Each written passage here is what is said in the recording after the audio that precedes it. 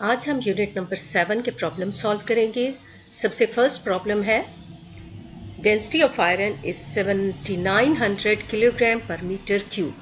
तो आयरन की जो डेंसिटी है वो है 7900 kilogram per metre cube. Find the mass, हमें मैस फाइंड करना है आयरन क्यूब का, और उसकी length if its side length is 15 centimetre. So सबसे पहले डेटा को लिखते हैं। डेंसिटी ऑफ आयरन, डेंसिटी को रो से डिनोट किया जाता है, जाहिर किया जाता है। सो रो इज इक्वल टू क्या है, 7900 किलोग्राम पर मीटर क्यूब। तो ये हमारे पास डेंसिटी है। हमें मैस को फाइंड आउट करना है, तो mass is equal to m। तो ये हम इसको फाइंड आउट करेंगे। If side length is 15 centimetre, length given है जो कि 15 सेंटीमीटर है। सेंटीमीटर ऐसा यूनिट नहीं है, इसको हम मीटर में कन्वर्ट करेंगे।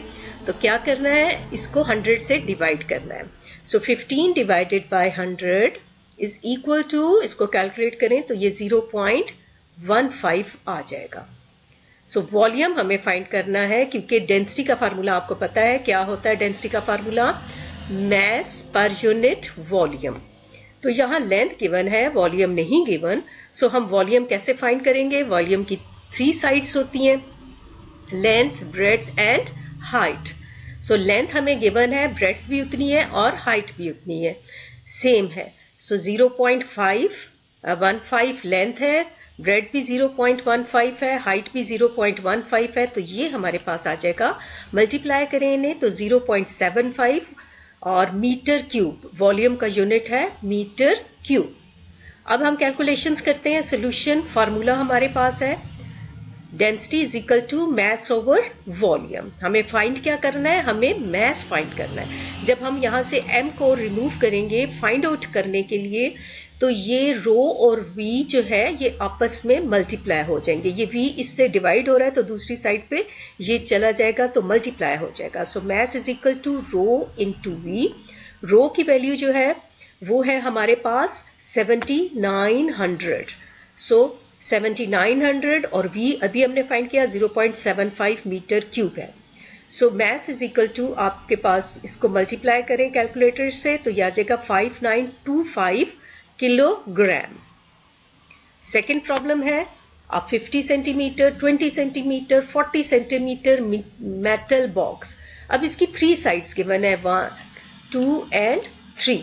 इसका मतलब है कि ये जो है ये वॉल्यूम है मेटल बॉक्स का, और उसका जो मैस है वो है 2500। तो हम सबसे पहले वॉल्यूम लिखेंगे। Volume is equal to 50 centimetre, 20 centimetre, 40 centimetre. और सेंटीमीटर ऐसा यूनिट नहीं है, इसको ऐसा यूनिट में कन्वर्ट करेंगे। सो इसको फर्स्ट आप मल्टीप्लाई करें, जब 40, 20 और 50 को मल्टीप्लाई करें तो हमारे पास आ जाएगा 400 सेंटीमीटर क्यूब आ जाएगा, 400 सेंटीमीटर क्यूब आएगा। सो अब इसको मीटर में आप कन्वर्ट करें, 4000 मल्टीप्लाई बाय 3 टाइम्स आपने करना है, सेंटीमीटर क्यूब है तो 3 टाइम्स इसको 100 से डिवाइड करेंगे। सो 4000 into 100, 1 divided by 100 multiply by 1/100 multiply by 1/100। तो ये हमारे पास जो वॉल्यूम फाइंड आउट हुआ है वो है 0.04 metre cube. m multiply by m multiply by m, तो ये आपके पास मीटर क्यूब आ जाता है। और मैस उसका 2500 ग्राम है, तो यहाँ मैस लिखा 2500 ग्राम। अगेन ये ग्राम ऐसा यूनिट नहीं है, कन्वर्टेड इनटू किलोग्राम। तो हम कैसे करते हैं, हम 1000 से डिवाइड करेंगे। डिवाइड करेंगे 1000 से तो ये हमारे पास आ जाएगा 2.5 kg। फाइंड क्या करना है, find the density of the metal. Density को रो से डिनोट किया जाता है, P की तरह सिंबल है लेकिन इसको रो कहा जाता है। इसको फाइंड करेंगे and calculate the maximum pressure that this box can exert on a table.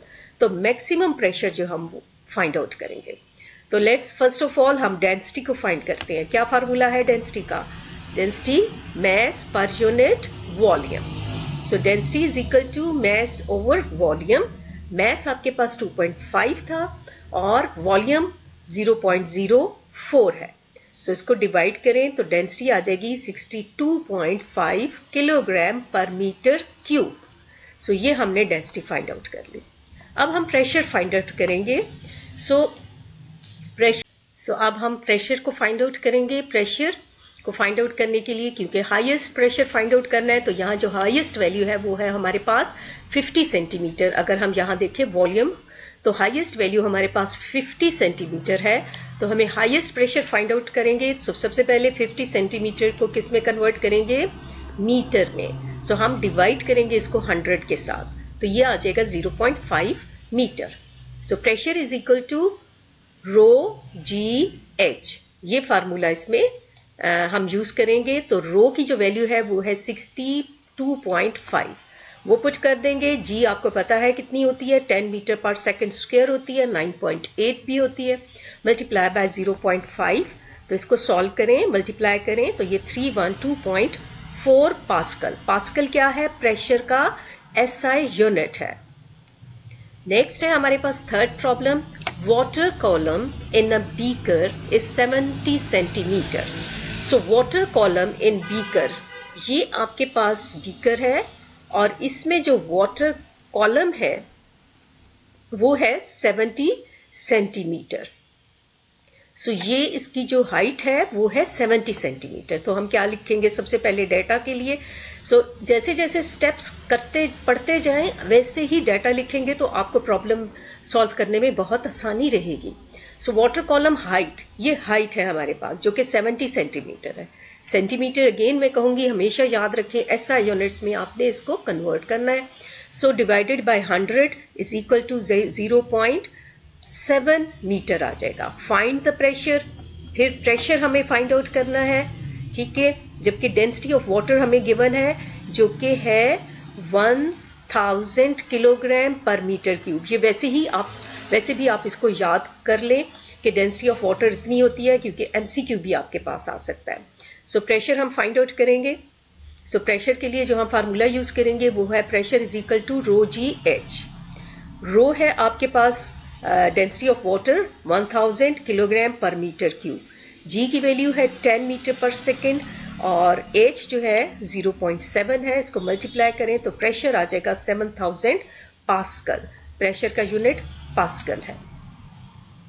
Fourth problem है, in a force multiplier small piston has diameter 15 centimetre and large piston has diameter of 30 centimetre. If 250 Newton force is applied on small piston, then how much force will be produced on large piston?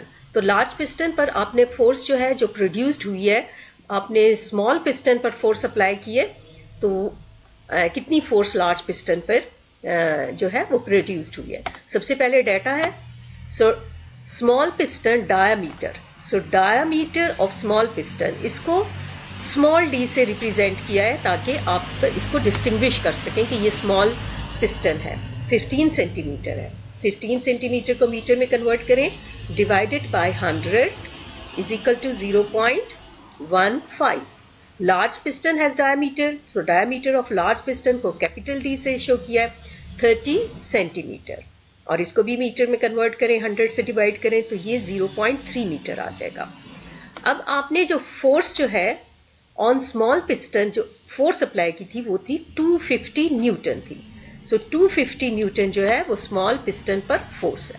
आपने large piston पर force जो है ये find out करनी है और इसको हम F2 लेते हैं।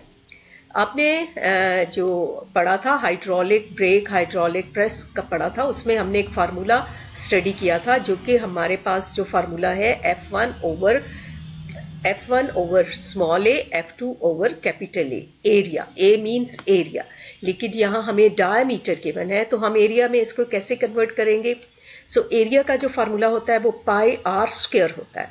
अब डायमीटर हमें गिवन है, डायमीटर क्या होता है, ये आपके पास ये डायमीटर है और इसका जो हाफ है वो रेडियस होता है। तो सबसे पहले हम रेडियस, स्मॉल पिस्टन का रेडियस फाइंड करेंगे, radius is equal to d by 2।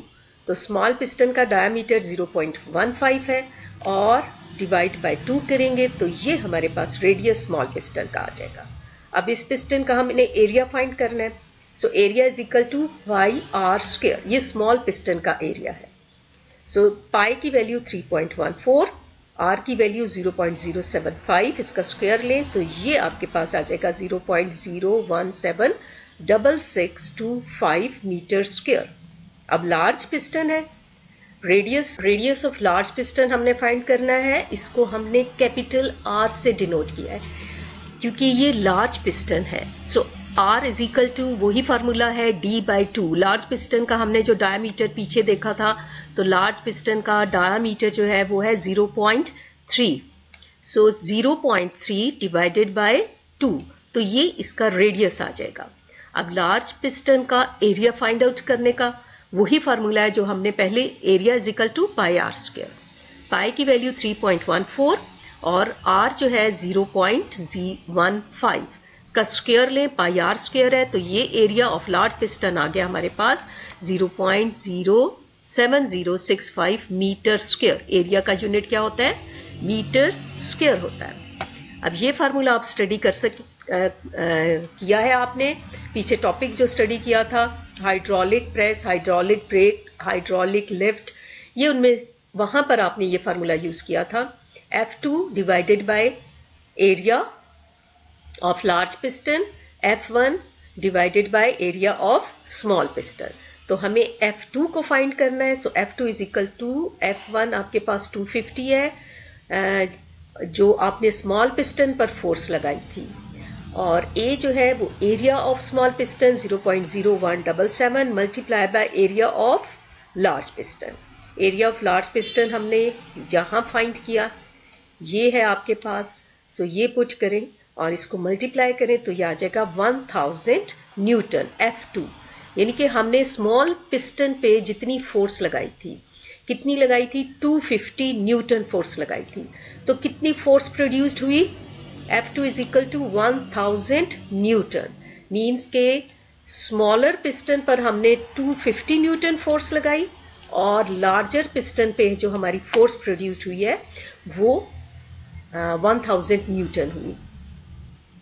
से फिफ्थ प्रॉब्लम है, an iron piece in air has weight 26.6 newton. So it is immersed in water or its weight in water is 12.8 Newton. Find the volume of iron piece. Density of water is given. So सबसे पहले data लिखते हैं। Iron piece का जब हमने वजन किया गया, वेट किया गया एयर में, तो ये कितना आया? 26.6 न्यूटन आया। फिर उसको पानी में जब डाला गया, इमर्स्ड किया गया, तो उसका वेट कितना हो गया? 12.8 न्यूटन हो गया। क्यों हो गया? आपने पढ़ा है आर्किमिडीज प्रिंसिपल में। सो यहाँ हमने लिखा है weight in air 26.6 newton, weight in water 12.8 newton, और find the volume of iron piece. Iron piece का वॉल्यूम हमें फाइंड आउट करना है। Density of water is given.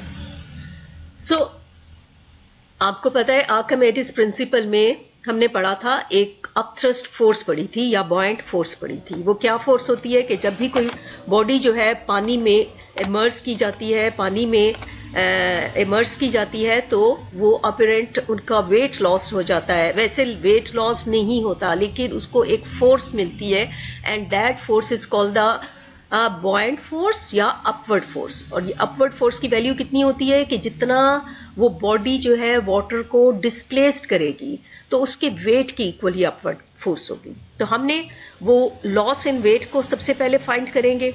So wait decrease in water या weight loss in water. So weight in air, larger weight minus the smaller weight in water. So weight in air 26.6 Newton minus 12.8 Newton, तो ये आ जाएगा 13.8 Newton. तो ये जो है force, इसको कहते हैं अपवर्ड फोर्स, और ये फोर्स प्रोवाइड होगी उस बॉडी को जब इमर्स्ड किया जाएगा पानी में। अब हम जस्ट फार्मूला पुट करेंगे। आप सबको पता है कि डेंसिटी क्या होती है? मैस पर यूनिट वॉल्यूम है, लेकिन यहाँ हमें वेट गिवन है। अगर हम देखें तो वेट जो है वो है 13.8। तो इसको मैथ्स में कैसे कन्वर्ट करेंगे? W is equal to mg and m is equal to W over g। W हमारे पास 13.8 है और g जो है वो है 10। इसको डिवाइड करें तो ये हमारे पास अप्रॉक्सीमेटली 1.4 किलोग्राम आ जाएगा मैस।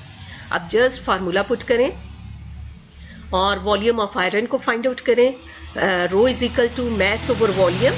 मैस जो है 1.4 है और रो जो है पानी की जो डेंसिटी है वो कितनी है? 1000। इसको डिवाइड किया तो वॉल्यूम हमारे पास आ जाएगा 14 × 10⁻⁴ minus 4 meter cube. Sixth problem, unit number 7. If 2.5 meter steel wire of cross-sectional area 10 meter square is stretched. हमारे पास एक स्टील वायर है और उसका क्रॉस सेक्शनल एरिया जो है वो 10 मीटर स्क्वायर है और उसकी जो लेंथ है वो 2.5 मीटर है. इसको आपने स्ट्रेच किया. Its length increase by 3 millimetre. तो इंक्रीज इन लेंथ जो हुई है वो है 3 मिलीमीटर. तो ये हमारे पास एक वायर थी और ये वायर, इसकी लेंथ जो थी वो 2.5 मीटर है. आपने जब इसको स्ट्रेच किया, स्ट्रेच करने के बाद इसकी लेंथ जो है वो कितनी हो गई, 3 मिलीमीटर जो है. तो ये इंक्रीज हुई है इसकी length. So if Young modulus आपके पास गिवन है 2 × 10⁻11 newton per metre square. Find the value of the force applied on the steel wire. So length आपने लिखनी है, this is the original length. So L is equal to 2.5 metre. Area आपके पास given है जो कि ये सेंटीमीटर है, it's not the metre square, centimetre square है.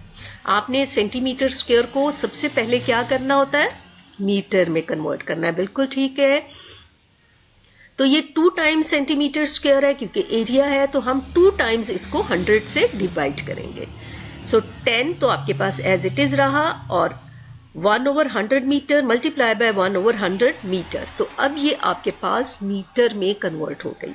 सो 10 ओवर कितने जीरोज हैं, 4. तो यहाँ पर आपने 4 जीरोज लगा लेने हैं और ये आ जाएगा. जब आप इसको कैलकुलेट करेंगे ये जीरो इसके साथ कैंसिल हो जाएगा और बाकी नीचे 3 जीरो रह जाएंगे. इन 3 जीरो को ऊपर ले जाएं तो ये आ जाएगा 1 × 10⁻³ मीटर आ जाएगा एरिया.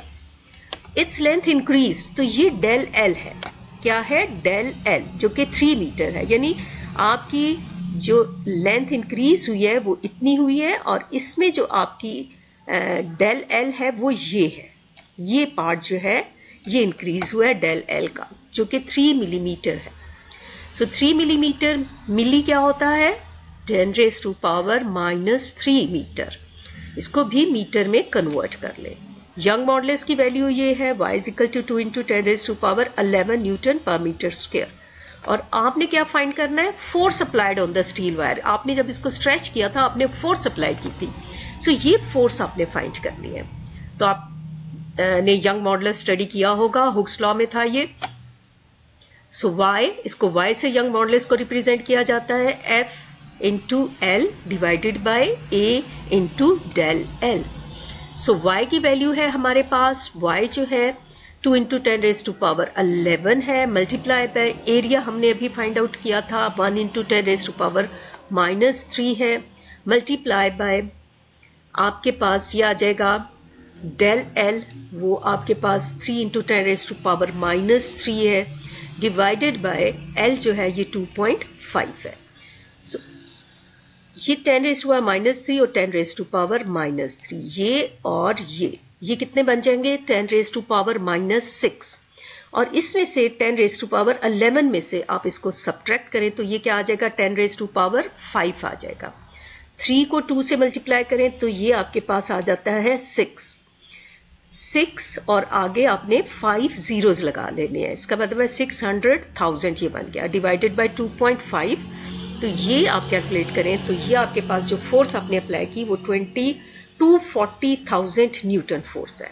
7 है, यूनिट नंबर 7 का है. A hydraulic lift car of mass 1000 kg. So mass of the car जो है इसको हमने m1 से रिप्रेजेंट किया है और ये है 1000 kg. हाइड्रोलिक ब्रेक सिस्टम आपने स्टडी किया था पिछला टॉपिक और उसका फार्मूला भी आपको याद होगा, F1 divided by area of small piston, F2 divided by area of the large piston. तो यही फार्मूला इसमें भी यूज होगा. सो ये मैस हमें गिवन है तो सबसे पहले हम इसको वेट में कन्वर्ट करेंगे. सो हम तो ये force F1 is equal to W1 is equal to mg. So F1 is equal to 1000, ये मैस है, मल्टीप्लाई बाय g की वैल्यू 10 होती है. तो F1 आपके पास आ गई 10,000 न्यूटन. उसके बाद है when we apply a force of 50 newton on small piston. Small piston के ऊपर जो फोर्स अप्लाई हो रही है वो कितनी है, 50 न्यूटन है. सो ये आपके पास F2 है जो कि 50 न्यूटन है। रेडियस ऑफ स्मॉल पिस्टन आपको गिवन है 20 सेंटीमीटर। सो R, इसको मैंने पहले भी आपको बताया था, इसको स्मॉल r से रिप्रेजेंट करें ताकि आपको सॉल्व करने में, न्यूमेरिकल सॉल्व करने में कोई मुश्किल पेश ना आए। R is equal to 20 centimetre, metre में कन्वर्ट करें, क्या करते हैं 100 से डिवाइड किया जाता है, 0.2 आ जाएगा। 20 डिवाइडेड बाय 100 तो यह आ जाएगा 0.2। आपने फाइंड क्या करना है, रेडियस ऑफ लार्ज पिस्टन। सो इसको हम कैपिटल से डिनोट करेंगे, ठीक है, कैपिटल R से, इज इक्वल टू, इसको फाइंड आउट करेंगे। सो आपके पास जो फार्मूला है, अब हम यूज करेंगे एरिया ऑफ स्मॉल पिस्टन को A से रिप्रेजेंट करना है, pi R square. Area of large piston capital A is equal to pi R square. R हमने लार्ज पिस्टन का रेडियस यूज किया, तो बस जस्ट फार्मूला पुट करें और ये सब इसमें फाइंड आउट कर लें values. F2 divided by A, ये हम स्मॉल फोर्स और small area, larger force over large area, ये प्रेशर हमने फाइंड आउट किया था अगर आपको याद हो। So pressure P2 is equal to pressure P1, ठीक है। So F2 over pi R square, F1 over pi R square capital R, ये लार्जर पिस्टन्स के लिए है और ये जो है फोर्स स्मॉल पिस्टन के लिए है। तो ये आपके पास पाए और ये पाए दोनों आपस में क्या हो जाएंगे, ये कैंसिल हो जाएंगी। सो क्रॉस मल्टीप्लाई करें, F2 multiply by R square and F1 multiply by small r square. So यहां से आपने क्या फाइंड करना है, ये R को फाइंड आउट करना है। सो R को जब हम बाहर निकालेंगे तो बाकी ये R F2 रह जाएगा, यहाँ मल्टीप्लाई हो रहा है तो दूसरी साइड पर क्या हो जाएगा, डिवाइड। सो हम यहाँ पर इसको डिवाइड कर देंगे। अब हमें R चाहिए, R स्क्वायर नहीं चाहिए, तो हम क्या करेंगे, दोनों साइड से स्क्वायर रूट ले लेंगे, यहाँ पर भी और यहाँ पर भी। सो यहाँ पर square root of R square और इसके बाद वैल्यूज पुट करें। F1 जो है वो आपके पास 10,000 है, मल्टीप्लाई बाय स्मॉल r की वैल्यू 0.2 है, इसका स्क्वायर ले, और F2 जो है वो 50 न्यूटन था। इसको जब हम पूरे को सॉल्व करेंगे तो हमारे पास आ जाएगा R is equal to 2.8 metre. Radius है, इसका यूनिट मीटर में होता है। सो ये था हमारे पास 7th प्रॉब्लम।